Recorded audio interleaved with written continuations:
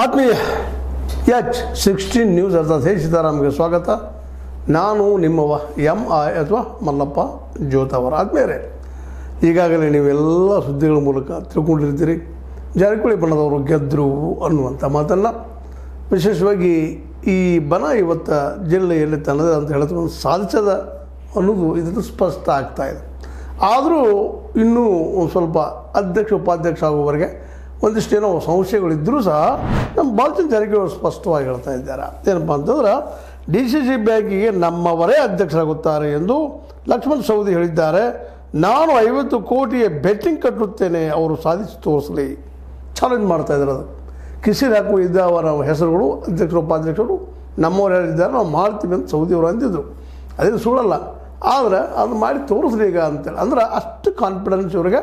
ನಮ್ಮ 9 ಆಗಿದ್ದಾವೆ, ಇವತ್ತು ನಾವು 13 ಆಗ್ತೀವಿ. ಈಗಾಗಲೇ ನಾವು ರೆಡಿ ಇದ್ದೀವಿ. ಇಬ್ಬರು ತಟಸ್ಥ ಅವರು ನಮ್ಮ ಕಡೆ ಒಲವಿದ್ದಾರೆ. ತಟಸ್ಥದ್ರೆ ನಮ್ಮ ಗಣೇಶ್ ಹುಕ್ಕೇರಿ ಅವರು, ಇನ್ನೊಬ್ಬರು ರಾಜು, ನಮ್ಮ ಕಾಗೆ ಅವರು. ಈ ದಿಶೆಯಲ್ಲಿ ನಾವು ಗೆದ್ದಿದ್ದೀವಿ, ನಾವು ನಮ್ಮವರನ್ನು ನಾವು ಅಧ್ಯಕ್ಷರು ಮಾಡ್ತೀವಿ, ಉಪಾಧ್ಯಕ್ಷರು ಮಾಡ್ತೀವಿ ಅನ್ನುವಂಥ ಮಾತನ್ನು ಹೇಳೋ ಜೊತೆಗೆ ಇದು ಒಂದು ರೀತಿಯಿಂದ ನಮ್ಮ ಕತ್ತಿ ಮತ್ತು ಅದೇ ಕಾಲಕ್ಕೆ ಸೌದಿಯವರ ಬಣಕ್ಕೆ ಚಾಲೆಂಜ್ ಮಾಡ್ತಾ ಇದ್ದಾರೆ. ಮತ್ತು ಒಂದು ಮಾತ್ರ ಸತ್ತಿಲ್ಲ, ಏನಪ್ಪ ಅಂತಂದರೆ ಸೌದಿ ಮತ್ತು ಕತ್ತಿಯವರು ಸೋಲಿಸುವಲ್ಲ, ಜಾರಕಿಹೊಳಿ ಸಹೋದರರು ಅವ್ರ ಕ್ಷೇತ್ರದಲ್ಲಿ ಯಶಸ್ವಿ ಆಗಲಿಲ್ಲ ಅನ್ನೋದು ಮಾತ್ರ ಸ್ಪಷ್ಟ ಆಗಿದೆ. ಹೀಗಾಗಿ ಅವರು ಇಬ್ಬರು ಇವತ್ತು ಈ ಒಂದು ಏನಪ್ಪ ಅಂತಂದ್ರೆ DCC ಬ್ಯಾಂಕ್ನಲ್ಲಿ ಎಂಟ್ರಿ ಹೊಡೆಯೋದ್ರಿಂದಾಗೆ ಒಂದು ರೀತಿ ಶಕ್ತಿಯ ಸಮತೋಲನ ಆಗ್ತದೆ ಅನ್ನುವಂಥ ಭಾಳಷ್ಟು ಮಾತುಗಳು. ಯಾಕಂದ್ರೆ ಇವತ್ತಿನವರೆಗೆ ನಾವು ಮಾತಾಡ್ತಾ ಇದ್ದೀವಿ, ಇಲ್ಲ ಜಾರಕಿಹೊಳಿ ಅವ್ರು ಬಂದರೆ ಹಾಳಾಗ್ತದೆ, ಕತ್ತಿಯವ್ರು ಬಂದರೆ ಹಾಳಾಗ್ತದೆ, ಉದ್ಧಾರ ಆಗ್ತದೆ, ಮತ್ತೇನೋ ಆಗ್ತದೆ ಅಂತೇಳಿ ಒಬ್ಬರ ಮೇಲೊಬ್ಬರು ಆರೋಪ ಪ್ರತ್ಯಾರೋಪ ಮಾಡ್ತಾಯಿದ್ರು. ನಾವೇನು ಮೀನಾ ಹಿಡಿಯಕ್ಕೆ ಹೋಗ್ಬೇಕಂದ್ರೆ ಎಲ್ಲರೂ ಅವರು ಆದರು ಅನ್ನುವಂಥ ಪ್ರಶ್ನೆಯಲ್ಲಿ ಕತ್ತಿಯವ್ರು ಮಾಡ್ತಾಯಿದ್ರು. ಅದಕ್ಕೆ ಉತ್ತರವಾಗಿ ಇವರು ಮಾತಾಡ್ತಾಯಿದ್ರು. ಅಂದ್ರೆ ಒಟ್ಟಾರೆಯಾಗಿ ಈ ಒಂದು ಡೆವಲಪ್ಮೆಂಟ್ ಇವತ್ತಿನ ಈ ಯಾರೋ ಅಧ್ಯಕ್ಷ ಉಪಾಧ್ಯಕ್ಷರಾಗಿರಿ, ಬಟ್ DCC ಬ್ಯಾಂಕಿಗೆ ಏನಪ್ಪ ಅಂದ್ರೆ ಒಂದು ಭಯ ಇತ್ತು. ಏನೋ ಬಂದು ಏನೋ ಇದ್ರ ಮೇಲೆ ಸಾಲ ತಗೊಂಡು ಹೋಗ್ಬೋದು ಕೆಲವರು ಅನ್ನುವಂಥದ್ದು. ಅದರಲ್ಲೂ ನೇರವಾಗಿ ನಮ್ಮ ಕತ್ತಿ ಅವರಂತೆ ಜಾರಕಿಹೊಳಿ ಸಹೋದರ ಮೇಲೆ ಆರೋಪ ಮಾಡೋದ್ರಿಂದಾಗಿ ಭಾಳ ಜನ ಅದನ್ನು ನಂಬುವಂಥ ಅಥವಾ ನಂಬುವ ಸ್ಥಿತಿಯಲ್ಲಿ ಇದ್ದರು ಅನ್ನೋದ್ರಲ್ಲಿ ಎರಡು ಮಾತಿಲ್ಲ. ಆದರೆ ಅವರು ಕ್ಲಿಯರೆನ್ಸ್ ಮಾಡ್ತಾ ಇದ್ದಾರೆ. ಬಾಲಚಂದ್ರ ಜಾರಕಿಹೊಳಿ ರಾಜು, ಸತೀಶ್ ಅವರಾಜು ಸ್ಪಷ್ಟವಾಗಿ ಹೇಳ್ತಾ ಇದ್ದಾರೆ, ಇಲ್ಲಪ್ಪ ನಾವು ಅವ್ರಿಗಿಂತ ಉತ್ತಮ ಆಡಳಿತ ಕೊಡ್ತೀವಿ, ನಿಶ್ಚಿತವಾಗಿ ಕೊಡ್ತೀವಿ ಅನ್ನುವಂಥ ಮಾತನ್ನು ಮಾತಾಡ್ತಾ ಇದ್ದಾರೆ. ಅಂದ್ರೆ ನೀವೇನು ಬೆದರುವಂಥದ್ದಿಲ್ಲ, ನಾವೇನು ಸಾಲ ತೆಗೆಯೋದಿಲ್ಲ, ರೈತರ ದುಡ್ಡನ್ನು ರೈತರಿಗೆ ಖರ್ಚು ಮಾಡ್ತೀವಿ ಅನ್ನೋಂಥ ಮಾತನ್ನು, ರೈತ ಪರ ನಾವು ಇದ್ದೀವಿ ಅನ್ನೋಂಥ ಮಾತನ್ನು ಸ್ಪಷ್ಟವಾಗಿ ಘಂಟಾಘೋಷವಾಗಿ ಹೇಳೋ ಪ್ರಯತ್ನ ಮಾಡ್ತಾ ಇದ್ದಾರೆ. ನಂಬುವುದು ಬಿಡು ಜನಕ್ಕೆ ಬಿಟ್ಟಂಥ ವಿಷಯ. ಇನ್ನು ಅದಕ್ಕಿಂತ ಮುಖ್ಯವಾಗಿ ಸಪೋಸ್ ಏನಾದರೂ ಈಗ ನಮ್ಮ ಬೆಟ್ಟಿಂಗ್ ಕಟ್ಟುವಂತಹ ಬಾಲಚಂದ್ರ ಜಾರಕಿಹೊಳಿ ಹೇಳಿದಂಗೆ 13 ಅವರು ಬಂದ ಅವರ ಅಧ್ಯಕ್ಷರ ಉಪಾಧ್ಯಕ್ಷರಾದರೆ ಇನ್ನೇನು ಮಾಡಬಹುದು ಅನ್ನೋದ್ರ ಬದಲಾಗಿ ಚಿಂತನೆ ವಿರೋಧಿಗಳಿಗಿರಲಿ ಅಥವಾ ಆಡಳಿತ ಉಳಿದವ್ರಿಗಿರಲಿ, ಆದರೆ ಜನಸಾಮಾನ್ಯ ರೈತರು ಮಾತ್ರ ಚಿಂತೆ ಏನಪ್ಪ ಅಂತಂದ್ರೆ ನಮ್ಮ ಬ್ಯಾಂಕ್ ಉಳಿಲಿ ಬೆಳೀಲಿ ಅನ್ನುವಂಥದ್ದು. ಆ ದಿಶೆಯಲ್ಲಿ ಇವ್ರ ಮೇಲೆ ವಿಶ್ವಾಸ ಇಟ್ಟಿದ್ದಾರೆ ಜನ. ಅಂದ್ರೆ ನಮ್ಮ PKPS ರೈತರ ರಿಪ್ರೆಸೆಂಟೇಟಿವ್ ಅವರು ಅಥವಾ ಡೆಲಿಗೇಟ್ಸ್ ಇವರೆಲ್ಲ ಈಗಾಗಲೇ ಇವ್ರನ್ನ ಆಯ್ಕೆ ಮಾಡ್ಕೊಂಡಿದ್ದಾರೆ. ಇದರರ್ಥ ಆ ಡೆಲಿಗೇಟ್ಸ್ಗಳಿಂದ ರೈತರಿದ್ದಾರೆ, ಆ ರೈತರಿಗಿಂತ ಇವ್ರು ಆರಿಸಿ ಕಳಿಸಿದ್ದಾರೆ, ಅವರು ಇವ್ರನ್ನ ಆರಿಸಿದ್ದಾರೆ. ಅಂದರೆ ಇದರರ್ಥ ಇವ್ರ ಮೇಲೆ ಆ ಜನರ ಭರವಸೆ ಐತಿ ಅಂಥೇಳಿ ಇಂಡೈರೆಕ್ಟಾಗಿ ಹೇಳಿದಂಗೆ ಅಂಥೇಳಿ. ಆದರೆ ಇದರಲ್ಲಿ ಅನೇಕ ವಿಷಯಗಳನ್ನ ನಾವು ಇಲ್ಲಿ ಮರಿಮಾಸ್ತಾ ಇದ್ದೀವಿ. ದಿಶೆಯಲ್ಲೇ ಅನೇಕರು ಎರಡೂ ಪಕ್ಷಗಳು ಹೇಳ್ತಾ ಇದ್ದಂಥ ಮಾತು. ಇವರು ಇಬ್ಬರು ಎರಡು ಪಕ್ಷದವರು, ಅಂದರೆ ಕತ್ತಿ ಮತ್ತು ಜಾರಕಿಹೊಳಿ ಪಕ್ಷದವರು ಆ ಡೆಲಿಗೇಟ್ಸ್ಗಳು ಅವ್ರವ್ರ ಊರಲ್ಲಿ ಬಿಡಬೇಕಾಗಿತ್ತು, ಅವರ ವಿಷಯದಲ್ಲಿ ಅವ್ರನ್ನ ಬಿಡಬೇಕಾಗಿತ್ತು. ಅವ್ರಿಗೆ ನೀವು ಕನ್ವಿನ್ಸ್ ಮಾಡಿದ್ರಿ ಬೇಡ ಅಂತಲ್ಲ, ಅವರು ಹಿಡಿದಿಟ್ಟುಕೊಳ್ಳುವಂಥದ್ದು ಎಲ್ಲೋ ಗೋವಾಕ್ಕೆ ಹೋಗಿದ್ದು, ಮತ್ತೆಲ್ಲೋ ಹೋಗಿದ್ದು, ಇನ್ನೆಲ್ಲೋ ಹೋದ ಮುಚ್ಚಿಟ್ಟು ತಂದು ಡೈರೆಕ್ಟ್ ಈ ಒಂದು ವೋಟ್ ಹಾಕೋ ಸಂದರ್ಭ ತಂದಿದ್ದು ಮಾತ್ರ ಇದು ಯಾರೂ ಒಪ್ಪುವಂಥ ವಿಷಯ ಅಲ್ಲ.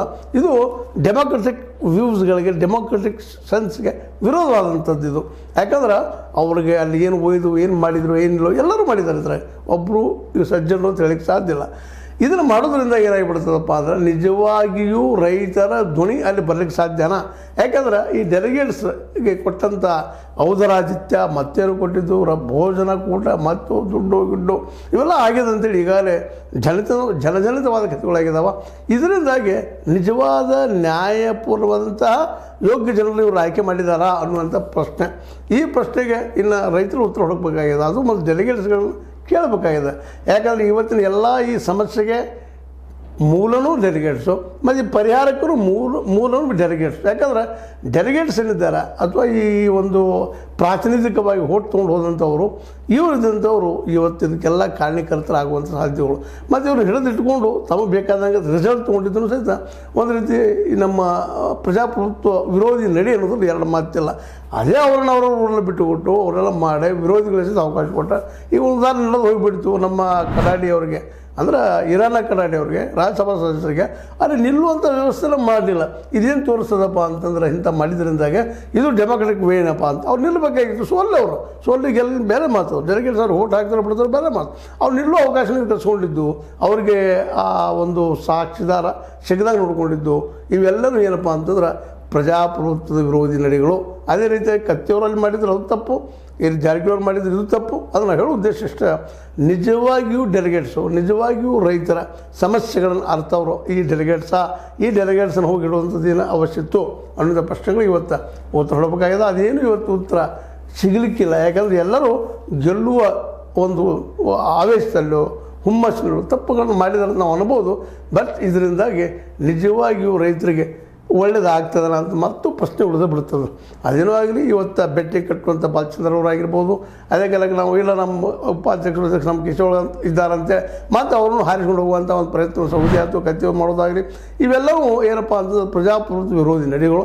ಅದೆಲ್ಲದಕ್ಕಿಂತಲೂ ಮುಖ್ಯವಾಗಿ ವಿರೋಧಿಯಾಗಿರಲಿ, ಇವರು ಅಧ್ಯಕ್ಷ ಉಪಾಧ್ಯಕ್ಷರಾಗಿರಲಿ, ಅವರಷ್ಟು ಅವ್ರು ಬಿಟ್ಟು ಇವರು ತಪ್ಪು ಮಾಡಿದಾಗ ಇವರನ್ನು ಮೂಗಿಡುವಂಥ ಕಿವಿ ಹಿಂಡುವಂಥ ಕೆಲಸವನ್ನು ಕತ್ತಿಯವರು ಮತ್ತು ಸೌದಿಯವರು ಕೂಡಿ ಮಾಡಬೇಕಾಗಿದೆ. ಯಾಕಂದ್ರೆ ಪ್ರಜಾಪ್ರಭುತ್ವದ ಸೌಂದರ್ಯ ಅಲ್ಲಿದೆ. ಇವತ್ತು ಏನೋ ಮಾಡಿ ಗೆದ್ದಿರಲ್ಲ, ಇವರು ಏನೋ ಮಾಡಿ ಗೆಲ್ಲುವುದಲ್ಲ, ಏನೋ ಮಾಡಿ ಗೆಲ್ಲುವುದು. ಒಬ್ಬ ಸರ್ವಾಧಿಕಾರಿ ಕಿತ್ತಾಕೋದಕ್ಕಾಗಿ ಇನ್ನೊಬ್ಬ ಸರ್ವಾಧಿಕಾರಿ ಬಂದ ಅದನ್ನು ನಾಶ ಮಾಡಿದ್ದಾರೆ. ಅವು ಇನ್ನೊಬ್ಬ ಸರ್ವಾಧಿಕಾರಿನ ಆಯ್ತು ಮತ್ತೇನು ಆಗಲಿಕ್ಕೆ ಸಾಧ್ಯ ಇಲ್ಲ. ಇದರರ್ಥ ಇಷ್ಟ ಮತ್ತೇನಿಲ್ಲ. ಡೆಮೊಕ್ರೆಟಿಕ್ ವೇದಲ್ಲಿ ಆಯ್ಕೆ ಆಗಬೇಕಾಗಿತ್ತು, ಆಗಿಲ್ಲ ಅಂದಾಗ ನೀವು ಅದನ್ನು ಹಾದಿ ಹಿಡಿದ್ರೆ ಅಂದ್ರೆ ಈಗೇನು ಇವೆಲ್ಲ ಆಗಿದ್ದಾರೆ, ಯಾರೋ ಗೆದ್ದಿದ್ದಾರೆ, ಅವರು ಇವರು ಗೆದ್ದಿದ್ದಾರೆ. ಅದರಲ್ಲಿ ಹೆಚ್ಚು ಗೆದ್ದವರು ಇವತ್ತು ಆಡಳಿತಕ್ಕೆ ಬರ್ತಾ ಇದ್ದಾರೆ ಅಂಕಿ ಸಂಖ್ಯೆಯಿಂದ. ಆದರೆ ಇವು ಯಾವೂ ಒಳ್ಳೆಯ ಪದ್ಧತಿಗಳಲ್ಲ ಅನ್ನೋದನ್ನು ಇವತ್ತು ನಾವೆಲ್ಲರೂ ಮತದಾರರು ವಿಚಾರ ಮಾಡಬೇಕಾಗಿದೆ. ಇಂಥ ಒಂದು ಆಯ್ಕೆ ಆದಂಥ ಜನರಿಂದಾಗಿ ನಾವು ಏನೇನು ಬಯಸ್ಲಿಕ್ಕೆ ಸಾಧ್ಯ ಅನ್ನೋದು ಸಹಿತ ತಿಳ್ಕೊಬೇಕಾಗಿದೆ. ಅದೇನೋ ಆಗಲಿ, ಇವತ್ತು ಜಾರಕಿಹೊಳಿ ಬಣದವ್ರ ಮೇರೆಗೆ ಸಾಧಿಸಲಿ ಮತ್ತು ಅವ್ರು ಆಡಳಿತ ಮಾಡ್ತಾರೆ ಅಂತ ವಿಶ್ವಾಸ ಎಲ್ಲರಿಗೂ ಅಂತ ಜನರಿಗೆ ಅನ್ನೋದು ಡೆಲಿಗೇಟ್ಸ್ಗೆ ಅವ್ರಿಗೂ ಇದೆ ಮತ್ತು ರೈತರಿಗೂ ಇದ್ದಂಗೆ ಅನ್ನಿಸ್ತದೆ. ಅದರಿಂದಾಗಿ ಅವ್ರು ಒಳ್ಳೆ ಆಡಳಿತ ಕೊಡಲಿ. ಅದೇ ಕಾಲಕ್ಕೆ ಇವ್ರಿಗೆ ಸ್ವಮನಸ್ಸಿನಿಂದ ಈಗಿದ್ದಂಥ ಡೈರೆಕ್ಟರ್ಗಳು ಅಂದರೆ ನಿರ್ದೇಶಕರು ಸೌದಿ ಮತ್ತು ಕತ್ತಿಯವ್ರನ್ನ ಆಯ್ಕೆ ಮಾಡೋ ಪ್ರಶ್ನೆ ಇಲ್ಲ. ಅವ್ರ ಕಡೆಯಿಂದ ಆದಂಥ ಒಬ್ಬ ಅಧ್ಯಕ್ಷ ಉಪಾಧ್ಯಕ್ಷ ನಿಲ್ಲಿಸೋರಿಗೆ ಓಟ್ ಹಾಕಿದ್ರೆ ಅಡ್ಡಿ ಇಲ್ಲ. ಆದರೆ ಅವರು ಒತ್ತಾಯದಿಂದ ದುಡ್ಡು ಖರೀದಿ ಕೊಟ್ಟು ಮತ್ತೇನೋ ಮಾಡಿ ಅವ್ರ ಕಡೆಯಿಂದ ಓಟ್ ತೊಗೊಳ್ಳೋಂಥದ್ದು ಮಾತ್ರ ತಪ್ಪು ಅನ್ನೋದನ್ನು ಈ ಸಂದರ್ಭದಲ್ಲಿ ಸೌದಿಯವ್ರು ಮಾಡಲಿ, ಕತ್ತಿಯವ್ರು ಮಾಡಲಿ, ಜಾರಕಿಹೊಳಿ ಮಾಡಲಿ ಎಲ್ಲರೂ ತಪ್ಪನ್ನ ಇದೆ. ಈ ತಪ್ಪಿನಿಂದಾಗಿ DCC ಬ್ಯಾಂಕಿಗೆ ಹಾನಿ ಆಗ್ತದೆ, ಜೊತೆಗೆ ರೈತರಿಗೂ ಹಾನಿ ಆಗ್ತದೆ ಅನ್ನೋದು ಅಷ್ಟೇ ಸತ್ಯದ. ಯಾಕಂದ್ರೆ ತಮ್ಮ ಜನರನ್ನು ಪ್ಲೀಸ್ ಮಾಡೋ ಸಲುವಾಗಿ ಅವ್ರಿಗೆ ಅನುಕೂಲ ಆಗುವಂಥ ಕೆಲವೊಂದು ಕೆಲಸಗಳನ್ನು ಒಪ್ಪ ಕೆಲಸಗಳು ಮಾಡೋದ್ರಿಂದಾಗಿ DCC ಬ್ಯಾಂಕಿಗೆ ಇನ್ ಫ್ಯೂಚರ್ದಲ್ಲೇ ಏನಪ್ಪ ಅಂತಂದ್ರೆ ಅಪಾಯ ಆಗುವಂಥ ಸಾಧ್ಯತೆಗಳು ಇದ್ದಾವೆ. ಯಾಕಂದ್ರೆ ಫೇವರೇಟಿಸಮ್ ಬರ್ತದಲ್ಲ, ನಮಗೆ ಬೇಕಾದವ್ರಿಗೆ ಅನುಕೂಲ ಮಾಡಿಕೊಡುವಂಥದ್ದು ಫೇವರೇಟಿಸಮ್ ಬರ್ತಪ್ಪ ಅಂದ್ರೆ ಅದರಿಂದ ಬ್ಯಾಂಕ್ ಪೆಟ್ಟು ಬರ್ತದೆ. ಇದನ್ನೆಲ್ಲರೂ ತಿಳ್ಕೊಂಡು ಸ್ವತಂತ್ರವಾದ ಮೀಡಿಯಾಗೆ ಬೇಕಾಗಿರುವುದು ಸ್ವತಂತ್ರ ಧ್ವನಿ. ಆ ಸ್ವತಂತ್ರ ಧ್ವನಿ ಉಳಿಸಲು ನೀವು ಮಾಡಬೇಕಾದದ್ದು ಇಷ್ಟೇ. ಅದೇನಪ್ಪಾ ಅಂತಂತಂದ್ರೆ ನಿಮ್ಮ ಕೈಲಾದಷ್ಟು ಸಹಾಯ ಈ ಚಾನಲ್ಗೆ ಮಾಡಿ ಹಾಗೂ ನಿಮ್ಮ ಧ್ವನಿಯನ್ನು ಕಾಪಾಡಿಕೊಳ್ಳಿ. ಇದನ್ನು ತಿಳ್ಕೊಂಡು ಈ ಎಲ್ಲ ನೆಲೆಗಟ್ಟಿನಲ್ಲೇ ನಾವು ಇವತ್ತು ಅಂದ್ರೆ ನಮ್ಮ ಈ ಪ್ರತಿನಿಧಿಗಳು ಏನು ನಾಳೆ ಅಧ್ಯಕ್ಷ ಉಪಾಧ್ಯಕ್ಷರಾಗ್ತಾರ ಅಥವಾ ಯಾರು ಬಣದಿಂದ ಆಗ್ತಾರ ಆ ಬಣದವರು ಆದಷ್ಟು ರೈತರುಗಳಿಗೆ ಹಿತ ವಹಿಸಲಿ, ಅವ್ರು ಅಂದಂಗೆ ಅವ್ರು ಮಾತು ಕೊಟ್ಟಂಗೆ ಆಗಲಿ.